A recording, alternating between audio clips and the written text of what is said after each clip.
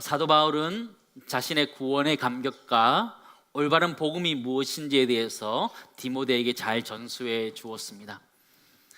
그 잘 전수받은 것들을 디모데는 이제 에베소 교회에 또 에베소 지역에 그것을 잘 전수해야 되는 책임이 그에게 있었습니다. 사도 바울은 디모데에게 올바른 복음이라는 것이 그리스도 위에 세워져 있어야 되며 또 교회라는 것이 하나님의 집이고 또 진리의 기둥과 터라는 이야기들을 디모데에게 다시 한번 강조해 주었습니다. 오늘 본문 말씀을 보시면 사도 바울은 디모데에게 크게 두 가지를 강조해 주고 있습니다. 첫 번째가 무엇이냐면 거짓 가르침들을 드러내라 이렇게 이야기하고 있는 부분이고요. 두 번째는 진리를 밝히는 일을 해라. 이 두 가지를 사도 바울은 디모데에게 강조하고 있습니다. 교회의 역할이 무엇이냐면 거짓 가르침들을 드러내는 일도 해야 되고 진리를 밝히 드러내는 일들을 해야 되는데 그것이 바로 디모데의 역할이었고 에베소 교회의 역할이기도 했습니다. 오늘 본문 말씀 보시면 사도 바울의 두 가지 관심이 있었는데 상반되는 두 교사에 대한 이야기였습니다. 여기서 말하는 교사라는 것은 주일학교 교사를 이야기하는 것이 아니고요, 리더들을 이야기하는 것이었습니다. 거짓 복음들을 전했던 외부에 있는 그런 거짓 교사들을 이야기하는 것이었습니다. 첫 번째 사람들은 믿음을 저버리고 거짓된 가르침을 찾았던 사람들에게 사도 바울은 경고하라 이렇게 이야기하고 있고, 두 번째는 디모데가 가르치기는 하는데 그의 연수함 때문에 그에게 업신여기고 있는 그런 사람들을 향한 그 메시지를 사도 바울은 디모데에게 전해주고 있습니다. 핵심 구절이 무엇이냐라고 했을 때 핵심 구절은 12절 말씀이 되겠습니다. 우리 함께 보도록 하겠습니다. 함께 읽습니다. 누구든지 내 연수함을 업신여기지 못하게 하고 오직 말과 행실과 사랑과 믿음과 정절에 있어서 믿는 자에게 본이 되어 연수함을 업신여기지 못하게 하라. 이 이야기가 핵심적인 메시지입니다. 디모데는 이 당시 나이가 한 30대였다 성경학자들은 이야기하기도 하고 또 어떤 학자들은 20대였다라고 이야기하기도 합니다. 그 당시 나이로도 젊은 나이였다, 그 당시의 목회자로서 젊은 나이였다라는 것을 우리는 충분히 알 수 있습니다. 그가 목회했던 이 에베소 지역에서 그는 젊은 목회자였고 젊은 리더였고 복음을 지켜야 되는 젊은이였습니다. 당연히 그에게 나이에 연수함이 있었고 경험과 지식의 연수함들이 그에게 있었을 것입니다. 이 연수함이라는 단어는 헬라어로 네오테스라는 단어인데요, 영어로 생각하면 new라는 단어와 비슷하다라고 생각하시면 됩니다. 새롭다, 또 젊다, 어리다 이런 얘기들을 담고 있는 것이죠. 디모데는 나이만 젊었던 것이 아니고요, 사실은 성격도 좀 소심하고 또한 병약하기까지 했습니다. 연약한 것은 다 가지고 있었던 것이죠.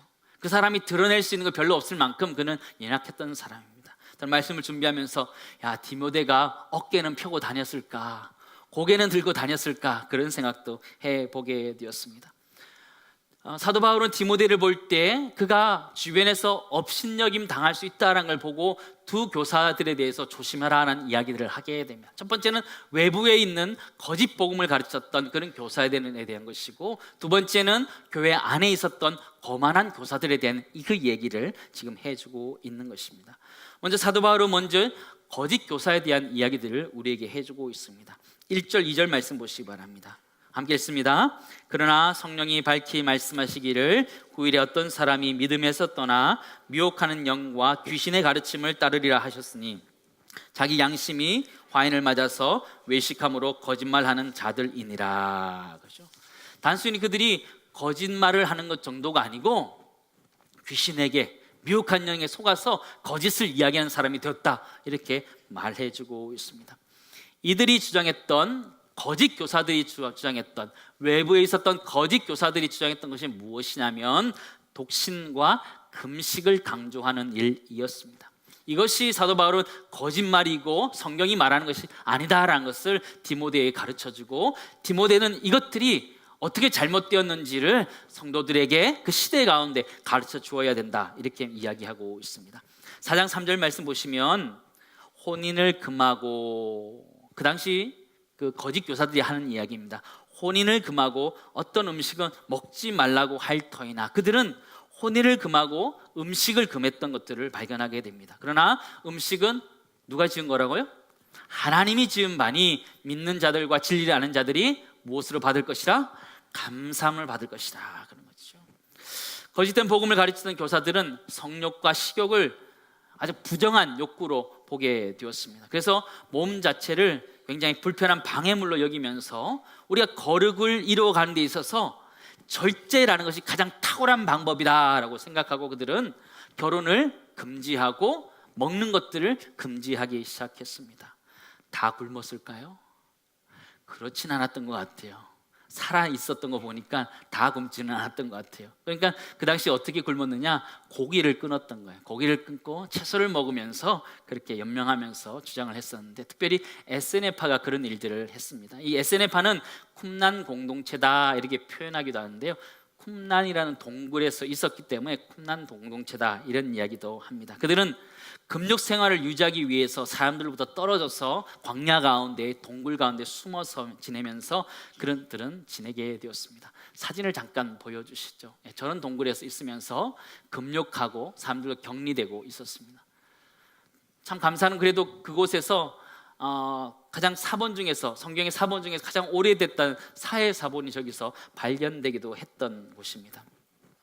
요세푸스라는 사람은 이 SNF파에 대해서 이렇게 설명해 주고 있습니다. 유대 전쟁사에서 이렇게 설명해 주고 있는데요, 쾌락을 악으로 여겨 거부하고 또 극기를 덕으로 여겨 존중하면서 결혼을 소홀히 했다.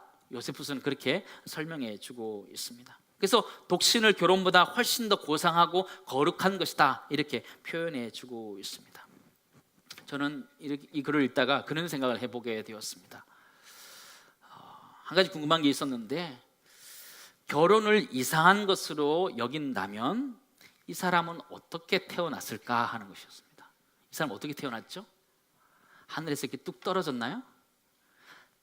부모님의 결혼을 통해서 자연스럽게 태어난 자기의 모습을 거부하는 그런 모습을 보이고 있는 것을 우리는 발견하게 됩니다.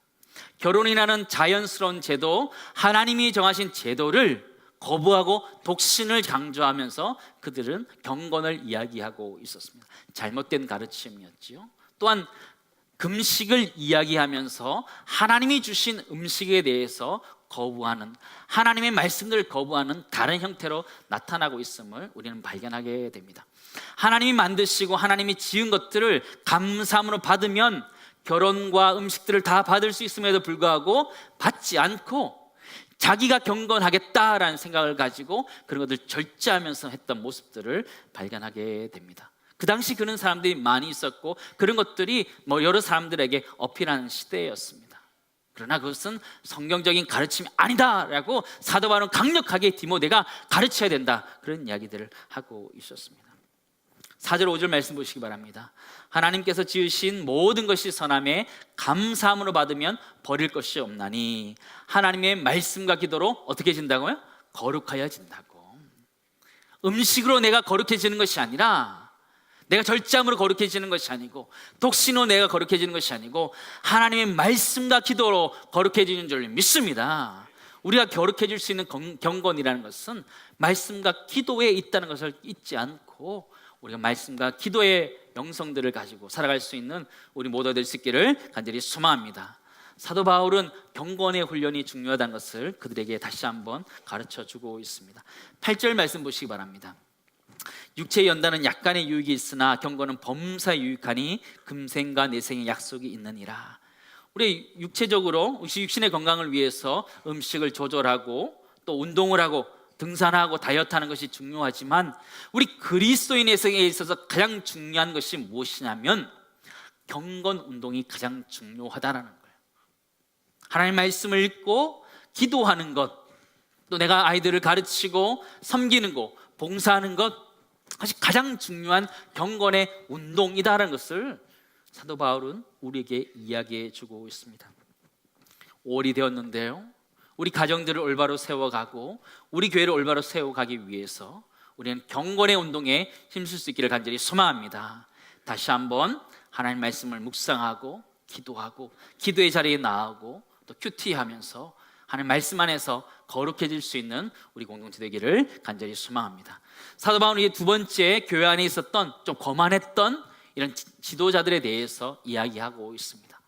디모데는 그들로부터 업신여김을 받았던 것 같습니다. 그런데 이 업신여김에 대해서 사도 바울은 거만한 그들에 대해서 이야기하지 않고 디모데가 어떻게 해야 된다는 것을 이야기하고 있음을 우리가 주목할 필요가 있습니다. 이 디모데의 연수함들을 극복하기 위해서 5가지가 기록되어져 있는데요, 12절부터 16절까지 기록되어져 있습니다. 조금 길지만 우리 같이 읽도록 하겠습니다. 같이 읽겠습니다.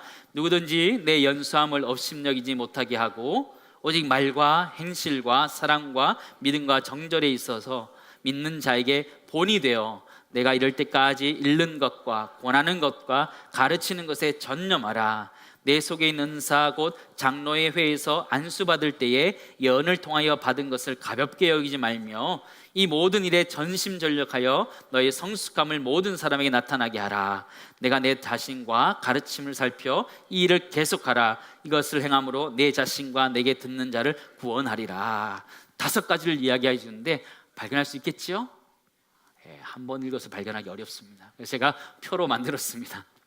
5가지를 뭐라고 얘기하느냐. 첫 번째는 네가 목회자이지만 본이 되어야 된다라고 이야기하는 것이죠. 연수함을 극복해 나가기 위해서는 네가 본이 되어야 된다. 2번째는 네가 하나님의 말씀으로 부르심 받은 그 소명 위에 모든 것들을 세워가야 된다. 그런 이야기를 하는 것이고요. 3번째는 본인이 가지고 있는 은사들을 잘 활용해야 된다. 이런 이야기를 하고 있어요. 이 디모데는 연약한 사람이었고 소심한 사람이었기 때문에 그 은사들을 잘 사용하지 않으려고 했던 것 같아요. 그래서 사도 바울은 그것들을, 은사들을 활용하라 이런 이야기를 해주고 있고요. 4번째는 전심전력하라 라고 표현하면서 최선을 다하는 삶을 살라 이야기하고, 5번째는 계속해서 그 일들을 해 나가라 그렇게 이야기해 주는 거죠. 그러면서 네가 연수함들을 극복해 가면서 성숙해져 가라 이런 이야기를 하고 있는 것이죠. 우리 모두가 이런 연수함들을 극복해 갈 수 있기를 간절히 소망합니다. 이 이야기는 사실 사도 바울이 목회를 하는 디모데에게 하는 이야기이지만 사실은 또 가만히 좀 더 생각해 보면 이것은 디모데에게만 하는 이야기가 아니고 에베소 교회 성도들에게 동일하게 하는 것과 마찬가지입니다. 왜냐하면 이 디모데가 살았고 에베소 교인들이 살았던 그 시대 자체가 골리앗의 시대와 같은 시대였기 때문입니다. 업신여김을 받을 수 있었던 디모데와 에베소 교인들에게 하는 말씀이기 때문입니다. 저는 에베소 교회가 있었던 시기를 저는 골리앗의 시대다 이렇게 표현해 보고 싶습니다. 왜냐하면 그 당시는 셀수스 도서관과 같은 지식들이 겹겹이 쌓여 있는 지식의 골리앗의 시대였습니다. 또한 헬라 철학들이 그 당시 편만하게 있었던 그 에베소 지역이기 때문에 사상의 골리앗의 시대였습니다. 또한 에세네파와 같이 유대교의 한 지파들이 나와서 율법의 골리앗의 시대를 이루고 가던 그런 시대였고요. 또 영지주의자들이 나타서 거룩 가르침들을 가르쳤던 그런 골리앗의 시대이기도 했습니다. 여러 가지 세상적인 세속적인 사상과 철학들이 침범하면서 에베소 교회를 위협하고 그들에게 위축들게 하고 그들을 공격했던 것을 우리는 발견하게 됩니다. 그 시대는 골리앗의 시대였고 디모데와 에베소 교인들을 업신여기는 그런 시대였습니다. 지금의 시대와 다르지 않다는 생각을 하게 됩니다. 우리는 다윗과 골리앗의 이야기를 들으면 주일학교 아이들이 들어야 되는 이야기다라고 생각하는데 그렇지 않습니다. 우리는 다윗과 골리앗의 이야기를 들으면 굉장히 흥미진진하게 이야기를 듣습니다. 왜 그렇죠? 물맷돌 하나를 가지고 골리앗을 이긴 이야기이기 때문에, 극적인 반전이 있기 때문에 좋아합니다. 그러나 우리가 한 가지 놓치고 있는 것이 있는데 그것이 무엇이냐면 다윗은 준비된 것이 없었다라는 것이에요. 골리앗은 다 준비되어 있었고 다윗은 준비된 게 없었다라는 거예요. 당연히 골리앗이 다윗을 업신여길 수밖에 없었다라는 것을 우리는 알 필요가 있습니다. 42절 사무엘상 17장 42절 말씀 보시기 바랍니다. 같이 읽습니다. 그 블레셋 사람이 둘러보다가 다윗을 보고 업신여기니 이는 그가 젊고 붉고 용모가 아름다움이라. 골리앗이 다윗을 보니까 어땠다 그래요? 보니까 업신여겼는데 보니까 젊고 붉었다. 아직 애더라는 거죠. 아직 애더라는 거죠. 쉬운 말로 다윗은 전쟁이 나가기에 부적합한 사람이었다는 것을 성경은 우리들에게 기록해 주고 있습니다. 다윗은 정말 전쟁에 나갈 준비가 되지 않은 사람이었습니다. 왜냐하면 그는 전쟁터에 갈 때 전쟁을 하고 나간 사람이 아니었기 때문이었습니다. 그는 아버지가 심부름시켜서 전쟁에 나가 있는 형들의 안부를 묻기 위해서 위문품을 가지고 갔던 사람입니다. 전쟁과 아무 상관없던 사람입니다. 전쟁에 나갈 수 없는 연약한 소년이었습니다. 거기에 비해서 골리앗은 만반의 준비를 다한 사람이었습니다. 17장 4절에서 7절 말씀 보시기 바랍니다. 골리앗의 모습을 한번 보시기 바랍니다. 저는 이 말씀 보면서 그래, 전쟁을 하려면 이 정도는 해야지 이런 생각을 했습니다. 보시기 바랍니다. 블레셋 사람들의 진영에서 싸움을 돕는 자가 왔는데 그의 이름은 골리앗이요 가드 사람이라. 그의 키는 6규빗 한 뼘이요 머리에는 노투구를 썼고 몸에는 비늘 갑옷을 입었으니 그 갑옷의 무기가 놋 5천 세겔이며 그의 다리에는 놋 각반을 쳤고 어깨 사이에는 놋 단창을 메었으니 그 창 자루는 배틀채 같고 창날은 철 600세겔이며 방패 든 자가 앞서 행하더라. 전쟁하려면 이 정도는 해야 되는 거 아니에요? 그죠? 전쟁하려면 이 정도는 해야지요. 방패 든 사람이 앞에 다 맞고 갑옷을 입고 큰 키에 큰 창을 가지고 그렇게 나가야 전쟁을 할 수 있는 것이죠. 당연히 다윗을 봤을 때 골리앗은 웃기는 거죠. 업신여길 수밖에 없는 것이죠. 더 재밌는 것은요, 사울 왕도 다윗을 업신여겼다라는 거예요. 사울의 갑옷이 다윗을 거부합니다. 입었는데 맞지가 않는 거예요. 움직이기가 너무 불편한 거예요. 다 벗어버리고 가지요. 17장 33절 말씀 보시기 바랍니다. 사울이 다윗에게 이르되 내가 가서 저 블레셋 사람과 싸울 수 뭐라고요? 없으리니 너는 소년이요 그는 어려서부터 용사임이라. 사울이 딱 보니까 이미 전쟁은 끝난 거예요. 보니까 얘가 나갔다 하겠는데 딱 보니까 안 되겠는 거예요. 너는 소년이고 그 사람은 어려서부터 뭐라? 용사라. 용사라 그런 거죠. 저는 이 부분이 더 자존심 상하는 것 같아요. 골리앗이 한 얘기도 아니고 누가 한 얘기예요? 같은 이스라엘 왕이 전쟁에 나가겠다는 다윗에게 너 안 된다 얘기하는 거예요. 그런데 보내요 안 보내요? 보내잖아요. 더 나쁜 놈 같아요. 안 보내야지요. 안 된다 그러면 안 보내야지요. 그럼에도 보내고 있어요. 저는 이 말씀을 이렇게 준비하다가요, 디모데가 업신여김을 받았던 그 시대적 상황과 또 이 다윗이 업신여겼던 그때의 상황과 지금 우리 한국 교회가 업신여기는 상황들이 참 비슷하다 그런 생각을 하게 됩니다. 요즘 시대를 이끌어서 이르는 말 중에 하나가 빅데이터다, 빅데이터 시대다 이런 얘기를 합니다. 빅데이터 시대가 무엇이냐? 많은 데이터를 가지고 와서 모으면 그 속에서 좋은 가치들을 추출해서 결과를 분석해서 사람들에게 필요한 것들을 제공하는 기술이다라는 거예요. 꼭 필요한 기술이에요. 없어서는 안 되는 기술이에요. 요즘 기술들이 점점 발전되면 이래요. 앞으로는 뭐 핸드폰이나 또 차에 타면 우리의 표정이나 말하는 것을 통해서 컴퓨터가 분석을 해요. 기분이 좋은지 안 좋은지 오래된 추적된 데이터를 가지고 분석을 하는 거예요. 해서 이 사람이 우울하면 집에 딱 들어가면 음악을 틀어주는 거예요. 우울할 때 들을 수 있는 음악을 딱 틀어주는 거죠. 또 기분이 좋으면 집에 들어갔을 때 기분이 좋을 수 있도록 하는 음악을 틀어주는 거죠. 빅데이터라는 건 그런 거예요. 서로 사람이 필요한 것들을 다 축적해서 분석해서 우리들에게 좋은 것들을 가르쳐 주는 것인데요, 저는 지금의 시대가 그런 시대다. 많은 데이터를 가지고 있어야지 안전하고 행복하다라고 이야기하는 그런 빅데이터의 시대이기도 하고 빅데이터적 사상을 가지고 있는 시대다 그런 생각을 하게 됩니다. 저는 그것이 골리앗적인 사고다라는 생각을 하게 됩니다. 우리 역시 골리앗적인 생각, 빅데이터적인 생각 속에 가득 차서 살아가고 있습니다.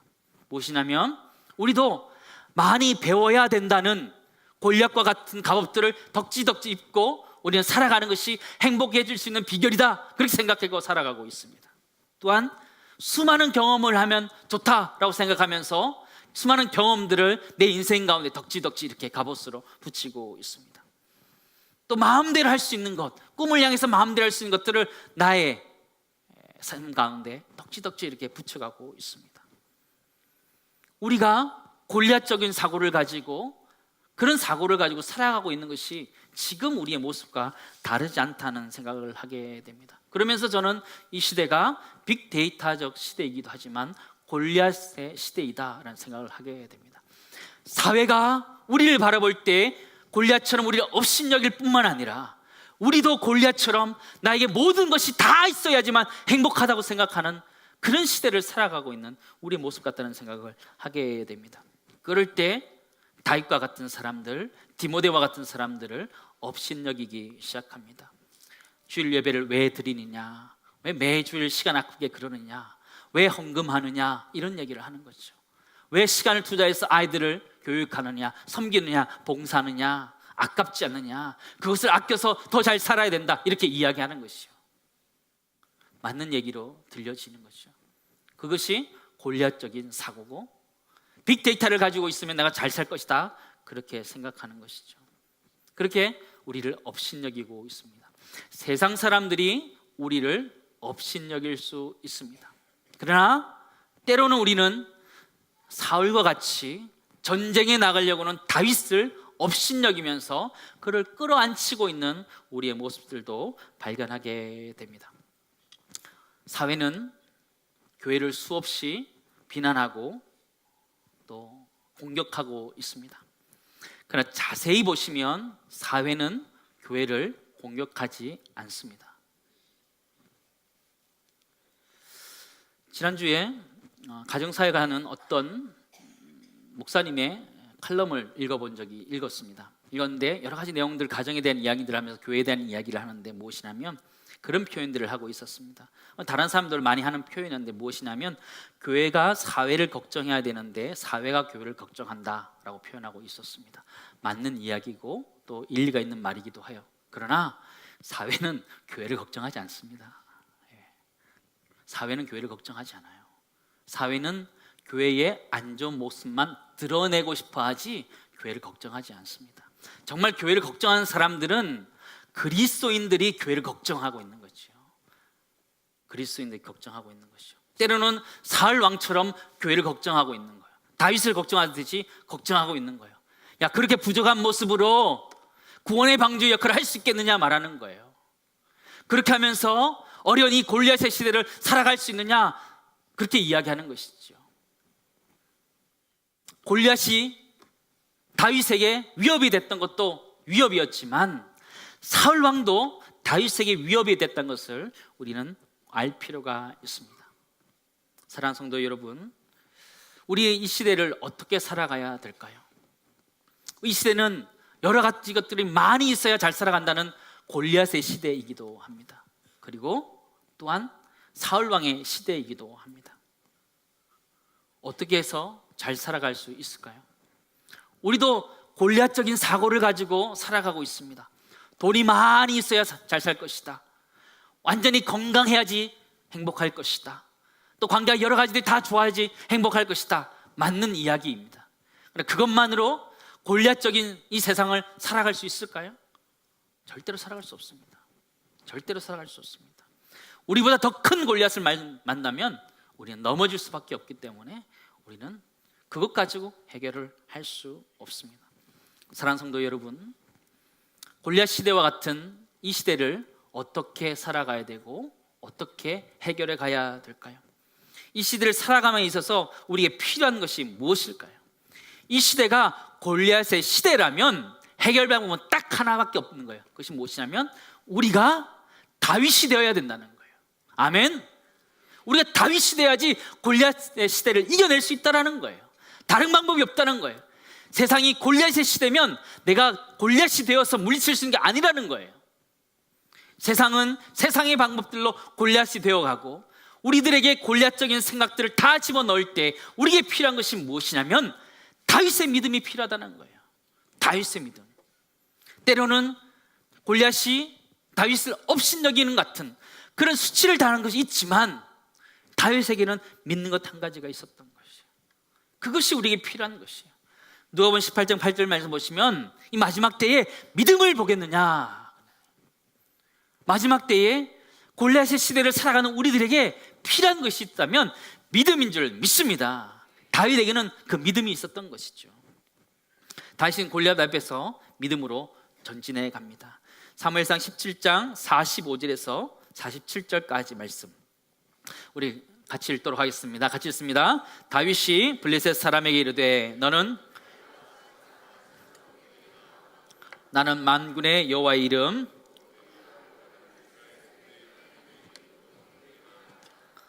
오늘 여호와께서 너를 내 손에 넘기시리니 내가 너를 쳐서 내 목을 베고 블레셋 군대의 시체를 오늘 공중의 새와 땅의 들짐승에게 주어 온 땅으로 이스라엘의 하나님이 계신 줄 알게 하겠고 또 여호와의 구원하심이 칼과 창에 있지 아니함을 이 무리에게 알게 하리라. 전쟁은 여호와께 속한 것인즉 그가 너희를 우리 손에 넘기시리라. 아멘. 여러 가지 면에서 다윗은 업신여김을 받을 수밖에 없고 연소함을 가진 사람이었습니다. 그러나 그에게 있는 것 한 가지가 있었다면 만군의 여호와, 그분이 자신과 함께 하신다는 그 믿음이 그를 일으켜 세웠던 것을 우리는 기억하게 됩니다. 디모데도 마찬가지였습니다.